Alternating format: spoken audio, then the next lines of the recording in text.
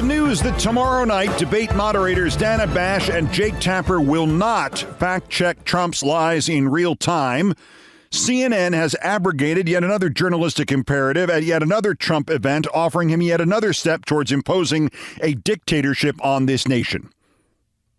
Oh, okay, says CNN. On the 2020 election, we'll push back. But when Trump insists Biden killed 2 women and he should go to jail because the alleged actual murderers were undocumented immigrants, what are they going to do to him? A customized Danna shrug emoji? When Trump insists the president is on drugs, is Jake Tapper just going to stare daggers at Trump? The last time CNN punted on its responsibilities to this nation, the truth, and to just reality, it gave us the hapless Caitlin Collins Trump live town hall in May of 2023. And as bad as she proved to be at it, Collins was at least trying to get a fact in edgewise.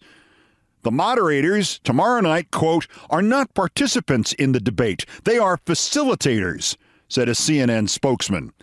CNN's woeful political director, David Chalian, largely responsible for the Trump debacle last year, told the New York Times that a live debate is not the ideal arena for live fact-checking, even as that spokesperson, who refused to give their name to Axios, said that there would be some fact-checking of major falsehoods and smaller details, but only on the secondary CNN platforms, like the digital ones. So they're not going to do it. Oh, no, they're going to do it. They're just not going to do it where it matters or when it matters.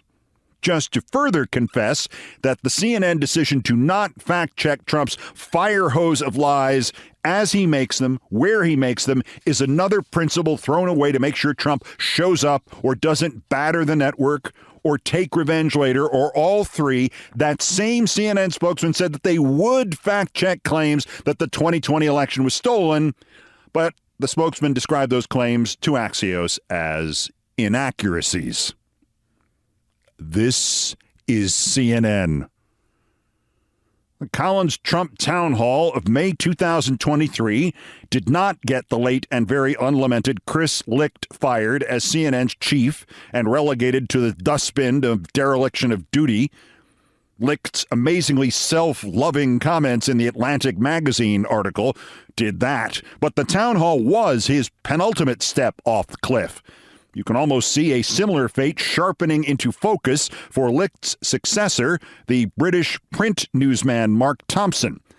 Just to make CNN's pre-debate failure seem even more like Homer Simpson falling down his cliff, Thompson said he expected this to be, quote, an absolutely classic debate.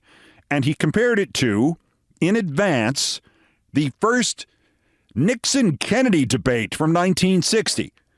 Well, I'm sure they are comparable, sir, since they will both have been on television. Mr. Thompson planted one last rake to step on, or one last petard to hoist himself with. The format of the debate, he actually thinks, has, quote, been done in a way, at least in principle, that is designed to get as much light as possible and not to be overwhelmed with heat. Principle? We're talking about Trump. And you seriously think that principles will somehow prevail here? This is Trump.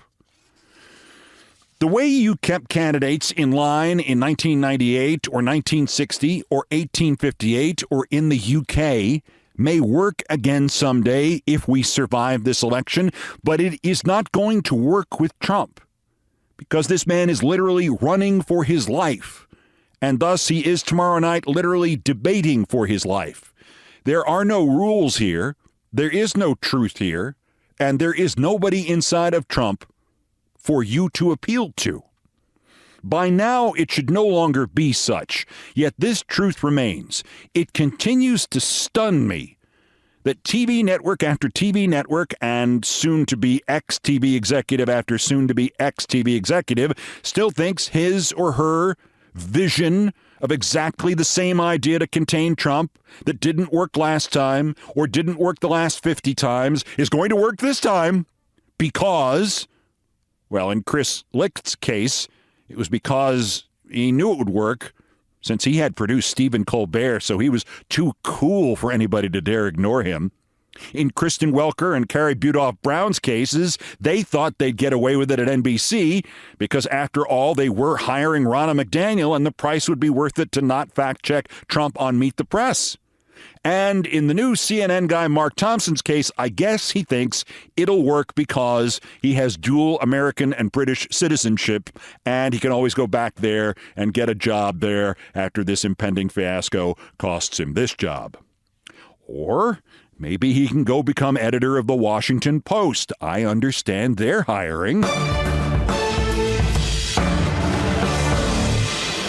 the way, if you had not noticed, the fascists, maybe not the Republicans, but the true hallucinators, they believe Trump has already won the debate and the election.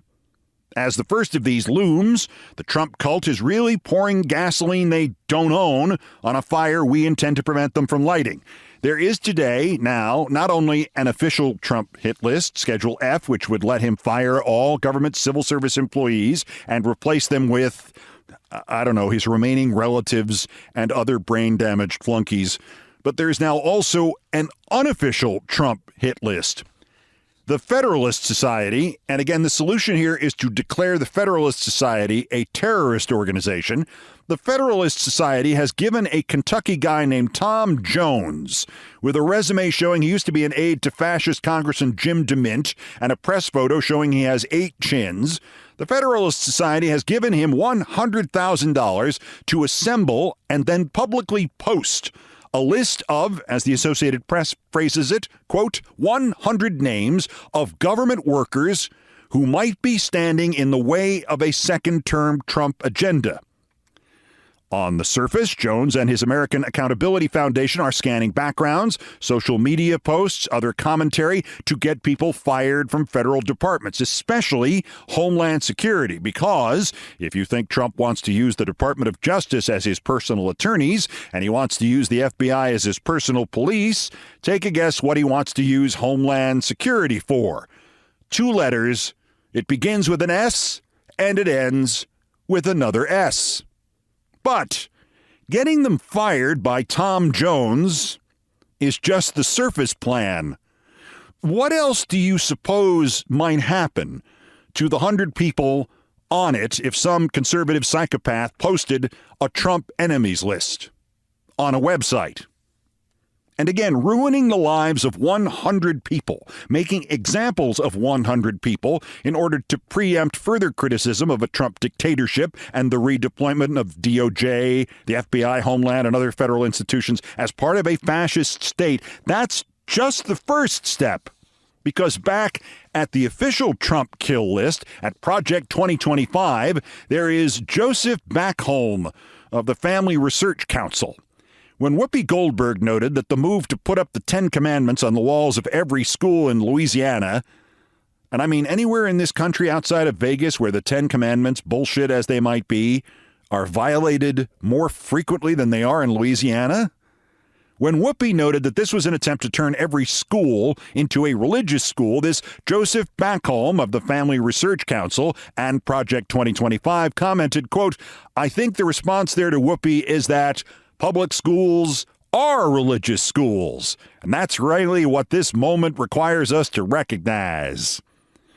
Why does Joseph say that? Because, quote, "pride flags represent a set of religious values about who is in charge." So there you have it. Opposition to Trump will be purged from the government, and others will be warned from even trying it as they watch the lives of those who have already criticized him get their lives ruined. Schools will be religious schools, and the religion will prevent the gay. And how did we get here? We got here, obviously, because of the villainy on the right. But we also got here because for half a century, our secular, fair, non-religious nut job, somewhat scrupled politicians, formerly in both major parties, lately just on the left, have bluntly not beaten the metaphorical shit out of the religious nut jobs every time they have surfaced to crusade. Crusade meant literally, as in, let's go kill people in the Holy Land, or failing that, we will accept Louisiana as an alternate answer. They rise and they send their own members out into the public, and we have not done enough to crush them. And when that failed, they got behind a psychopath who would do anything for them because the evangelicals do vote, and they do vote in blocks. And if you let them impose their hallucinations and delusions and superstitions upon the rest of us, they will let you get away with murder. Or in Trump's case, they will let him get away with bum fights. Bum fights, B-U-M, fights. Having the homeless fight each other or fight low-level professional fighters, while the supposed ordinary good Americans pay money and sit back and laugh. Got any memory of that? Does that ring a distant from 2 decades ago? Bum fights. They are back, only this time an even more hateful version of them, proposed by no less than the biggest bum of them all. Trump wants to have immigrants fight American-born professionals in mixed martial arts fights. Trump is like 2 steps from suggesting building a new Roman Colosseum in West Palm Beach and having them battle lions there. Trump is like 3 steps from, in the bitterest of ironies, given the death of my friend Donald Sutherland last Thursday, the Trump Hunger Games, a title which itself would be ironic insomuch as in the last 3 decades, Trump has clearly never let himself be hungry for more than 5 minutes at a stretch. And Trump, crazy Trump, sadistic Trump, living in a dreamlike fugue state, almost Caligula Trump, he's only like 5 steps from the worst thing he could ever think of, having immigrants fight sharks. I have one simple request, and that is to have sharks with frickin' laser beams attached to their heads. Can you remind me what I pay you people for? Honestly, throw me a bone here. Sharks with frickin' laser beams that are solar powered, so they'll short out and electrocute somebody when they get wet, because Trump is simultaneously convinced that green energy fails when it's not windy, or if the machine gets wet, but the wind-powered engine on a sinking boat would still somehow electrocute him, but it would not electrocute the shark 10 feet away from him. And as much as this tells us about what terrifies this psychopath, we're a little deep in the woods here, and the weeds as well. And as Biden prepares for the debate 2 nights from now, he should widen out the lens and underscore the key point in the shark story and the migrant fighting league story and all the rest of these violent fantasies, which is that Trump is not only insane and deteriorating, but that he has the makings of criminal insanity. Widening out and answering Trump's delusions, not with what you and I do, parsing them to underscore just how crazy they and he really are.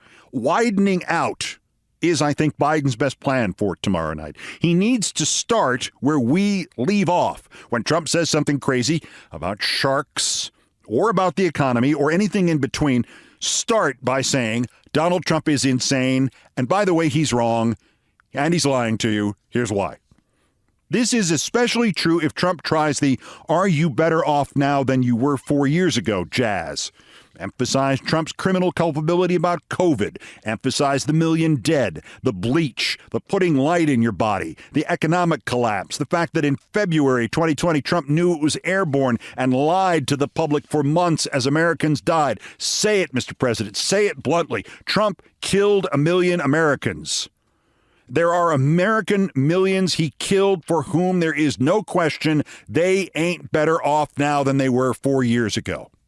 And bluntly say that he still managed while doing this to kill the economy, that the inflation we are finally stopping now is Trump inflation. It's Trump COVID inflation, that the president with the worst job record since Herbert Hoover was Trump, that violent crime exploded under Trump, that there were 2 kinds of criminals under Trump, muggers and murderers on the street, and ex-presidents who tried to overthrow the government.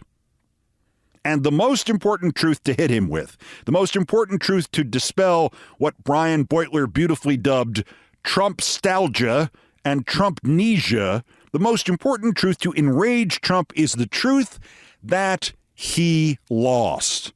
That he lost the election, that he's a loser, and that instead of taking it like a man, he had other people try to overthrow the government for him. He was such a coward, he didn't even have the guts to go to the Capitol during the coup. I mean, what is he going to say to that? I did, too, have the guts to go to the Capitol during the coup. I really wanted to stay and go there, but they said, sir, you can't go. It's not safe. They had tears in their eyes. To which Biden could reply, it wasn't safe. It was all your supporters. It was all your people, and it wasn't safe. And you wanted to go, but they stopped you? Who stopped you? Who made your decisions for you, Donald? You were president of the United States. I mean, you were the worst, weakest president in history. And when you tried for re-election, you lost. But you let some White House aide or Secret Service man tell you what you could and couldn't do? Let me tie this together. Bum fights, migrant fighting championships, the official Trump enemies list, the unofficial Trump enemies list, mandatory religion in public schools. This is your generation of politicians who have failed us, President Biden. You all tried to compromise. We all thought you were right to. We were all wrong. You have to go into this debate escalating your assessment of what is really at risk. It is not enough to merely fight Trump in this debate on behalf of America. You have to think of it this way, on behalf of humanity and mankind, because the next 5 years is the last chance we have to mitigate a climate disaster. What would you have said, Mr. President, knowing what you know today, if you were debating, not in 2024 in Atlanta, but in 1932, somewhere in Germany, against Hitler? Throw some punches, Joe. Summon the old anger. Get in there with the plan on destroying Donald Trump, because he might as well be Hitler. Or, as his national press secretary called him the other night, Hilter. Back on this planet, as they start Thursday, we are likely to see both sides claiming their candidate is leading in the polling. Trump will be lying. Using the polling averages from 538.com, the Split Ticket political website put out a graphic showing what Trump's Stormy Daniels election interference conviction did to his numbers in the swing states. Biden is only ahead, and by only half a point, in only two of them, Michigan and Wisconsin. But the move towards him in the polls since Trump's conviction on the 30th of May is astonishing when reduced to the measurement of the swing in the swing states. Biden has gained a point and a tenth in North Carolina. He's gained a point and 1/5 in Georgia. He's gained 1 3/5 in Michigan. In 3 states, Arizona, Pennsylvania, and Wisconsin, he's improved by 2 3/10 of a point. And in Nevada, he's 3 3/10 points better than he was a month ago. Overall, in the swing states, he went from minus 1.7 to plus 0.1 in about 4 weeks. I hit the poll numbers last week, and at the same time, George Conway noted accurately that we should not focus only on the polls because they could give a false sense of security. Yes, entirely true. But they are still of value because if I was taught one thing by my experience of 2005, 6, 7, 8, when the viewer response to my commentaries was basically, thank God, I thought I was the only person who realized this was happening. If I was taught one thing by all of that, it is never underestimate the value of reminding people that the gravity has not been turned off in the world, that cause and effect still exists, that good can beat evil, particularly when good gets up off its ass. There's nothing like having somebody, even a pollster, even a lot of pollsters whose numbers are then made into an average, say, no, you're not alone, and no, you're not crazy. And lastly, to that end, and to circle back to advice to Biden, I think, Mr. President, you should say repeatedly that Trump is exactly that. Crazy, insane, nuts, out of his head. I would go back to ancient history in the Trump versus Biden stuff, all the way back to nearly 2 weeks ago. Joe Bride, this guy. Joe Bride. He called him Joe Bride. And don't forget, in March, Trump, who'd also called him Obama, Trump wrote about Joe Biden, and in writing about him, called him Joe Buden. President should run with this tomorrow night. Run with it. Laugh about it, shout about it. Hell, sing about it. Yes, sir, sing about it. Oh, Nancy called him Joe Bride. Trump's brain is fried. He once called him Buden. Sanity inside of Trump has died. Thank you, Nancy Faust.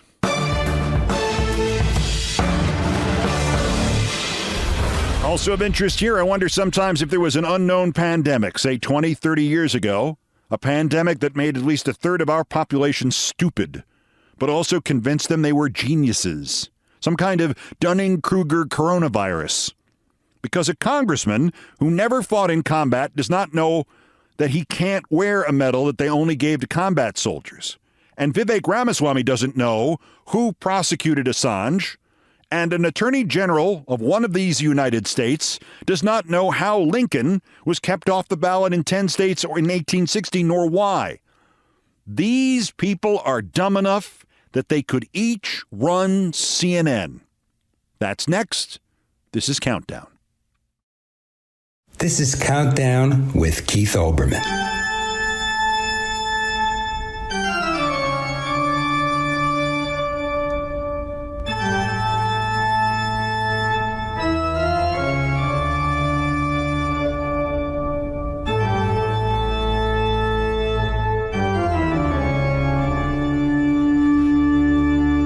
Ahead of us on this edition of Countdown. It's not quite the anniversary. That will come up in August.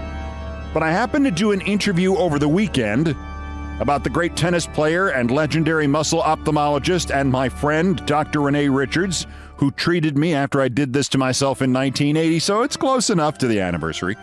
It was the day I learned what Mom had meant all those years when she used to say, "Never run for a train, there'll always be another one." I found it out by making a loud, clanging sound on the front of a train and using my own head to do it. Coming up in Things I Promised Not to Tell, or this time, more accurately, Things I'm Lucky I Didn't Accidentally Maim Myself so I can still tell you ahead. But first, there are still more new idiots to talk about, the daily roundup of the miscreants, morons, and Dunning-Kruger effect specimens who constitute today's worst persons in the world. Clank. The Bronze, speaking like he ran into a train once too, Congressman Troy Nehls. Troy is, one way or the other, not right in the head. He was a civil affairs branch officer in the military in Iraq and Afghanistan, non-combat. Yet by some sort of clerical mistake, he was awarded the Combat Infantry Badge in 2008, which he was not eligible for. He was never in combat. In 2023, the Army corrected its mistake and rescinded Nehls' badge. Somebody noticed and asked him why, if he wasn't eligible for the badge, he was still wearing it. As a congressman, he said, "Go ask the Army." So a group called NOTUS, or Notice, N-O-T-U-S, did. The Army got back to them and said, no, Nehls can't keep it, can't wear it, and nobody in the military was entitled to give him a pass on the military medal he is still wearing, even though it isn't justified. Nehls says this is the establishment going to any lengths to get him. He did not use the word woke. I'm totally disappointed. The runner-up, worser, Vivek Ramaswamy. There are some stupid people. There is the Dunning-Kruger effect. Then there is Vivek Ramaswamy, another potential author of Vivek Ramaswamy's Autobiographical History of the World. Unless Trump writes a book by that title first, or has it written for him first. This accidental rich guy who thinks he is the smartest person in history is actually clueless. He seems to be publicly celebrating the Julian Assange plea deal, but he criticizes the president for making that plea deal, and he knows nothing about the history of the prosecution of Assange. I mean, just the last 5 years of it. Rama, the Lama Ding Dong, writes, "It's great that Julian Assange will finally be released in what smells like a desperate Biden gambit for libertarian votes. but it's shameful that he had to spend years rotting in a foreign prison for doing what other reporters do regularly, while the government employee who leaked to him, Chelsea Manning, had her sentence commuted by Obama because she's a member of a favored political class, transgender. Julian Assange deserves a pardon, and it's long past overdue to restore one standard of law again in America. He writes like he talks, without punctuation or intelligence. Cool. Assange was indicted on May 23, 2019 by the Department of Justice, and the Attorney General was Bill Barr. The president was elderly first offender Trump. Not only did Trump indict Assange, but this was a superseding indictment, meaning Trump and Barr and their DOJ decided the previous indictments of Assange were not strong enough. So they threw them out and indicted him some more. So naturally, Ramaswamy thinks it's all Biden's fault. But our winner, same hubris. That is the theme today. Same stupidity, different topic. Andrew Bailey, another ex-military guy who somehow became Attorney General of Missouri. You may recall that when they were talking about a ballot initiative of abortion in his state, ban or non-ban, the Missouri Auditor's Office confirmed that though, like Bailey, he, the auditor, opposed abortion rights in Missouri, no, it would not cost taxpayers a dime to restore abortion rights in Missouri, and ending abortion rights in Missouri wouldn't save them a dime. It had no impact financially whatsoever. But Attorney General Bailey demanded that the auditor change his finding before the ballot initiative was voted on. He wanted him to lie and say that restoring abortion rights would cost Missouri billions of dollars. Anyway, he's one of those guys. Liar, cheat, moron, once used little Jimmy O'Keefe videos as evidence for something. And now he's back having Missouri sue the state of New York over the Trump convictions. You know, the Trump felony convictions that make Trump a convicted felon? Bailey joined the Newsmax Joseph Goebbels Memorial Channel to explain this nuisance and or his PTSD from his service in Iraq suit. Quote, look, no one would have tolerated it if in 1860 a rogue DA in South Carolina had prosecuted Lincoln for speaking out on abolition issues and taken him off the campaign trail. At some point, we substituted the phrase, I was in the military once, for I have the barest minimum education and experience required to serve in any form of government anywhere in this country. Attorney General Bailey does not know that in 1860 Lincoln was not on the ballot in South Carolina because he was viewed as an abolitionist. And he wasn't on the ballot in Mississippi, and he wasn't on the ballot in Florida, Alabama, Georgia, Louisiana, Texas, Arkansas, Tennessee, and North Carolina, and most of Virginia. Oh, and prosecuting Americans and American politicians for speaking out on abolition issues, that was done in the South and in the border states, in Ohio, in Maryland. And oh, by the way, what was the Civil War if not an attempt to prosecute Lincoln and millions of other Americans for speaking out for abolition of slavery? Missouri Attorney General Andrew and buddy Francis Scott Key prosecuted abolitionists. You really should not have dropped out in the 8th grade like that. Bailey, today's worst person in the world! Read an effing book!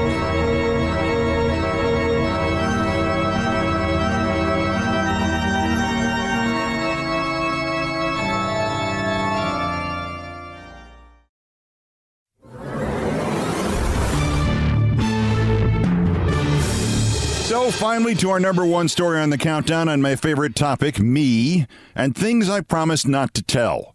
Although truth be told, I have been telling this story now for 42 years.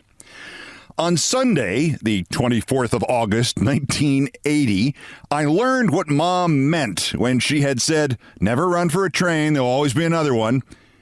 Because I didn't know what it meant, I nearly killed myself, I permanently altered my health, and I put myself on a path towards meeting the great Dr. Renee Richards. I was sleeping late in my relatively new and tiny studio apartment on 55th Street in Manhattan, apartment 10F, when above me, 11F started making noise, like pounding on the floor. And now it's 8:30 Sunday morning, and I'm awake, and I'm not due at my job as a radio sportscaster until about 2, and I think, well, I'm up. Oh, the Dodgers are playing the Mets at Shea. I can go do my other job as a semi-professional photographer and go shoot the Dodgers and still make it to work on time. So I pack my semi-professional, emphasis on the semi-photographer's bag, and drag myself out on the subway and get to Shea Stadium around 11:30 a.m., and there's nobody there. No Dodgers players, no Mets players, nobody but the groundskeepers. And as the minutes pass, I'm beginning to calculate when I have to leave in order to not be late to my job back in Manhattan.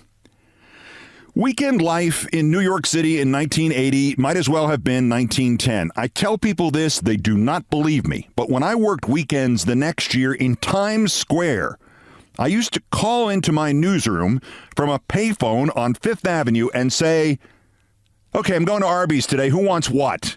Or McDonald's or Burger King or wherever, because our office was in Times Square, and on weekends, there were no restaurants open in Times Square.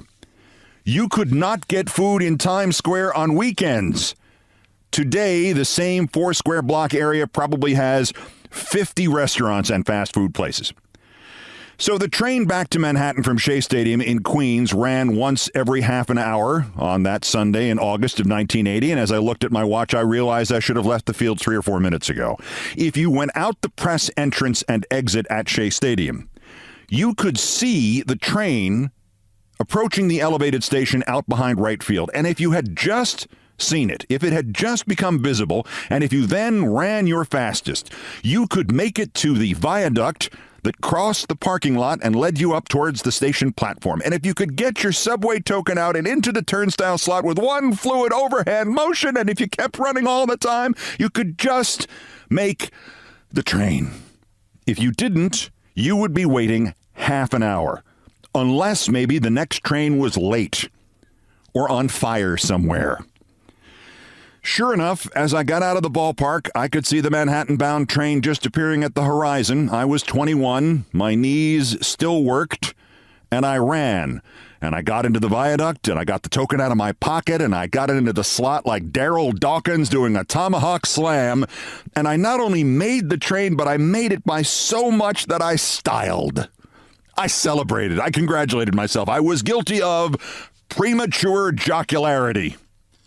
I could have just slowed to a triumphant jog and gotten a seat, huffing and sweaty, but eminently satisfied and on time for work. But no, I decided to make an exultant, joyful leap. The next thing I registered was the loudest sound I had ever or have since ever heard, as if 600 gongs had gone off simultaneously, or a dozen church bells, or every alarm clock that had ever awakened me from the deepest of sleeps. Something like this, but inside your head. Bong! What had happened was, forgetting that I was no longer 6 feet tall, as I had been even 2 years before, but was now just under 6'4", my leap had ended with me slamming my forehead on the flat metal bar just above the train doorway. An inch higher, I might have blinded myself. The bar, an inch above the doorway, is, in fact, as I found out later, the thickest piece of metal on a New York City subway train. As it was, my momentum carried me safely into the train. I hit the floor.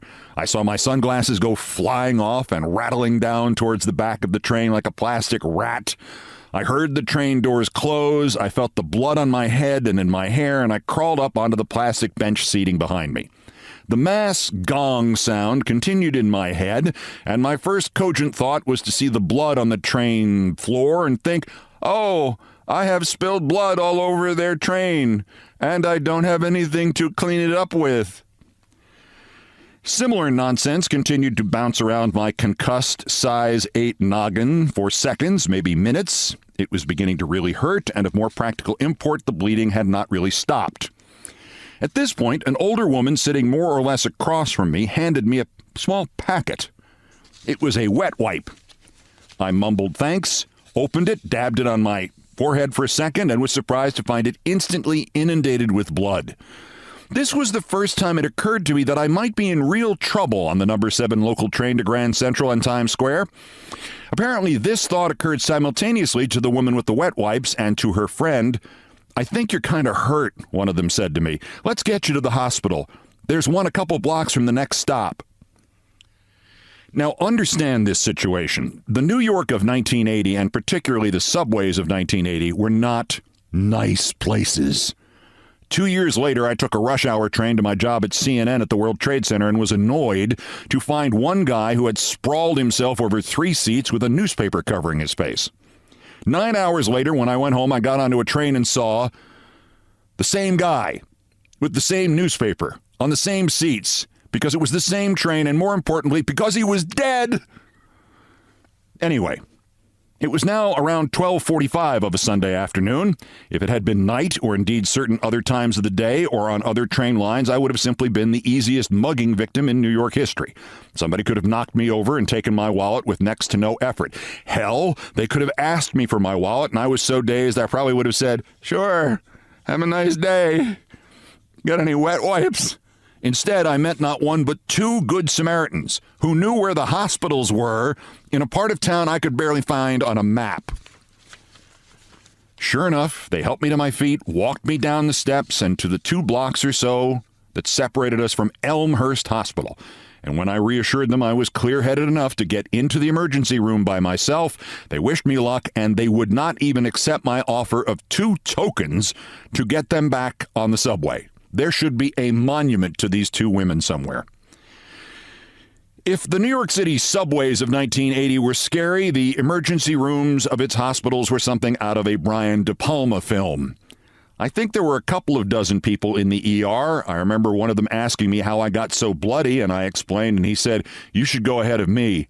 And he opened his windbreaker to show a blood-covered shirt, and he added, "The bullet only grazed me." I know I waited about 2 hours. During that time, I had a singular experience which has informed my understanding of concussions and traumatic brain injury ever since. The desk nurse asked me for the name of a contact, preferably a family member. I gave my father's name, Theodore. Then she asked me for my full name, and when I went to say it, I could not remember my middle name. Could not remember my middle name. Keith, I got. Olbermann, I got. That was it. My middle name is also Theodore. I could remember Theodore, my dad, but not Theodore, my middle name. That is how fragile your brain really is. Think of that the next time you see somebody get clocked in a sporting event. There was some comic relief. I called into my office at United Press International's audio network and explained to the news editor, a veteran named Ed Cairns, the most dapper man in radio history who looked like the actor Ray Collins from Citizen Kane. I told Ed I had just sort of almost, killed myself on the subway coming in from Queens, and I really didn't know when or if I would be at work. About 45 minutes after that conversation, the desk nurse started shouting my name, and I thought, okay, I'm finally going to be brought in to see a doctor. No, it was Ed Cairns calling from UPI. My bosses were all very sorry that I was wounded, he said, but there was nobody available to fill in for me, so when could they expect me to be in the office? I explained I did not know that since I was technically still bleeding to death. 45 minutes more passed, and again the nurse summoned me and said there was a phone call, and this time I was sure it was my dad. Keith, Ed Cairns again at UPI.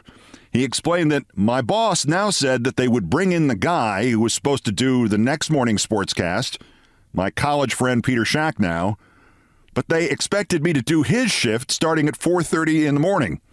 I explained to Ed that I would try, but that honestly, I didn't know where I was or what time it was now. 2 nice ladies had mentioned the name of the hospital, but I really wasn't remembering too well.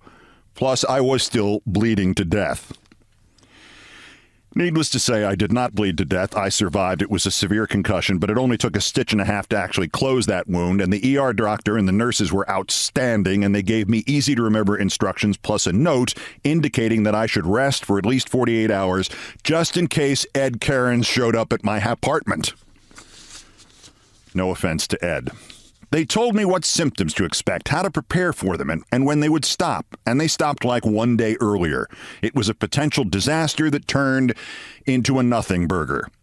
Or so I thought. 2 years later, I was at the original Louis Armstrong Stadium covering the 1982 U.S. Tennis Open.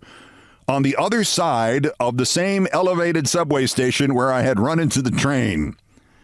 Going there always actually made me laugh.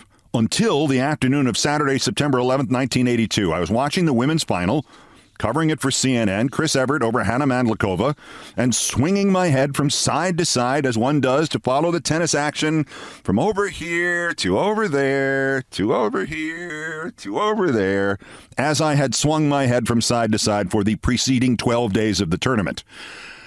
Then I swung to the right, but my left eye kept looking to the left. The old Marty Feldman thing, reversed, crossed eyes. That hurt worse than hitting the train had. I could barely stand any light. I often had to keep my hand in front of my eyes. I rushed to my optometrist Monday morning, and he started to laugh. "This happened to you during the U.S. Open?" I said, "Yes. Why are you laughing at me?" He said, "I'm going to send you to the best muscle ophthalmologist I've ever met." I said, "So why are you laughing at me?" He said, "You don't know who that is?" I said, "No, I let my knowledge of the muscle ophthalmology rankings slip. Why are you laughing at me?" He said, "The best muscle ophthalmologist I've ever met is Dr. Renee Richards, the transsexual tennis player." I said, I don't care who you're sending me to. I'm in trouble here. If they can fix this, I don't care who you're sending me to." My train accident was so far in my past that when I got in to see Dr. Richards the next morning, I didn't even think to mention it in my patient history. It didn't matter. 30 seconds of staring into my eyes through a wall-sized phoropter, and Renee Richards said, "When exactly did you hit your head? August or September of 1980? I was stunned. I did hit my head in 1980. August 24th. She made a clicking noise of satisfaction. I've heard of this before, but I've never seen it. You couldn't do this again in a million years. The good news is that muscle problem with the eyes, that's just muscle exhaustion. We can fix that with a thing that costs $1.98. The bad news is when you hit your head, most of the damage must have been absorbed by your inner ear. If you want to fix that, you'll need brain surgery. I don't recommend brain surgery." Dr. Renee Richards showed me the muscle exercises that cost $1.98 that fixed my reverse crossed eyes. They felt better immediately. I still do the exercises. I did them earlier today. Then Renee Richards said, "So you're a sports reporter, it says here? Listen, my next patient isn't due for half an hour. You should rest anyway after my exam. Let's talk about sports reporting." Renee Richards was an expert. Her transition had been outed by a sportscaster. Tucker Carlson's father, if you can believe that. I can believe it. Because she had been a man, when she played in the U.S. Open as a woman, she had become almost instantaneously the most famous tennis player in the world. Then she became Martina Navratilova's coach. I learned more from her in that first half hour of conversation about the ethics of reporting than I had in all of my previous life experiences combined. Plus, she was a gas. Renee Richards was hilarious. She was self-effacing. She was a great doctor. And to me, she was the definition of courage. And she, I am proud to say, is still my friend. All because I did not know what Mom meant when she said, "Don't run for a train. There will always be another one." The other phrase I never really understood till then was breakneck speed. Oh, and there is one more punchline here. If the name of that hospital that the two Good Samaritans took me to, Elmhurst Hospital, sounds vaguely familiar, it should. It was ground zero when COVID-19 hit, when the pandemic had its hand around New York City's throat. The worst hit community was Elmhurst in Queens, and the worst hit hospital was Elmhurst Hospital. They were in desperate need at that point of ventilators, so I knew what I had to do. You could buy them for cash, legally, so I got 2 ventilators. I had them delivered. One for each of the ladies who helped me to get off the damn train that day.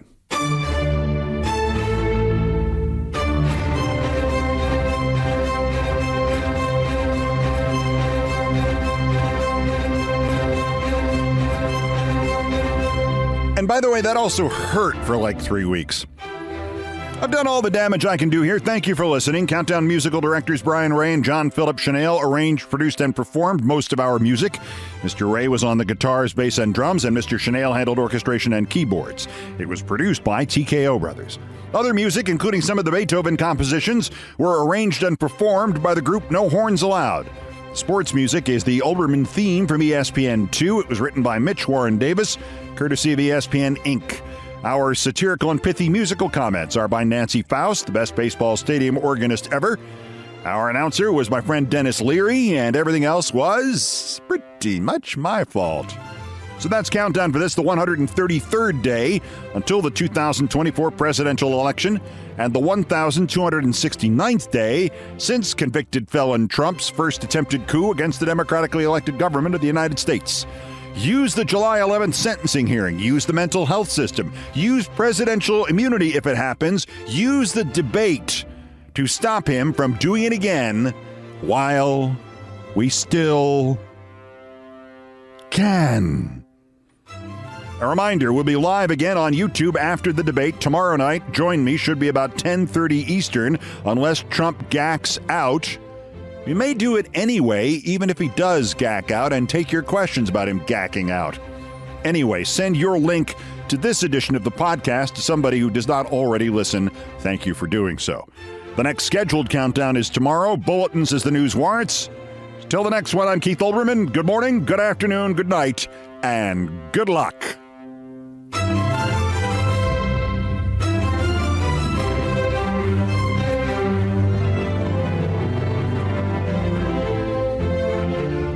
Called him Joe Bride, Trump's brain is fried. He once called him Buden, sanity inside of Trump has died.